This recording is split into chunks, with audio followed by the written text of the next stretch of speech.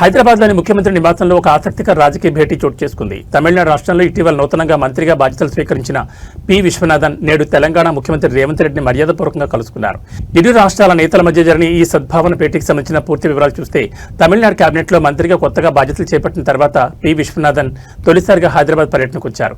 ఈ సందర్భంగా ముఖ్యమంత్రి రేవంత్ రెడ్డిని ఆయన మర్యాదపూర్వకంగా కలిశారు. ఈ భేటీలో సీఎం రేవంత్ రెడ్డి తమిళనాడు మంత్రి విశ్వనాథన్ కి సాలువా కప్పి బొకే అందించి ఘనంగా సత్కరించారు. మంత్రిగా బాధ్యతలు చేపట్టినందుకు గాను ఆయనకు హృదయపూర్వక శుభాకాంక్షలు మరియు అభినందనలు తెలియజేశారు.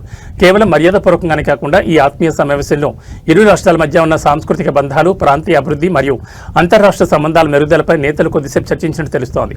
పొరుగు రాష్ట్రాలైన తమిళనాడు, తెలంగాణ ప్రభుత్వాలు పరస్పర సహకారంతో ప్రజా సంక్షేమ పథకాల అమలులో అనుభవాలను పంచుకోవడం ద్వారా దక్షిణాది రాష్ట్రాల ప్రగతికి మరింత దోహదపడగలవని ఈ సందర్భంగా నేతలు అభిప్రాయపడ్డారు. ముఖ్యమంత్రి చూపిన ఆదరణకు, ఆత్మీయ సత్కారానికి తమిళనాడు మంత్రి విశ్వనాథన్ ప్రత్యేక కృతజ్ఞతలు తెలిపారు. పొరుగు రాష్ట్రాల మంత్రులు, ప్రముఖులు హైదరాబాద్ వచ్చినప్పుడు ముఖ్యమంత్రి రేవంత్ రెడ్డి వారితో జరుగుతున్న ఇటువంటి భేటీలు అంతర్రాష్ట్ర సమన్వయాన్ని పెంచేందుకు ఎంతగానో ఉపయోగపడుతున్నాయని విశ్లేషకులు భావిస్తున్నారు.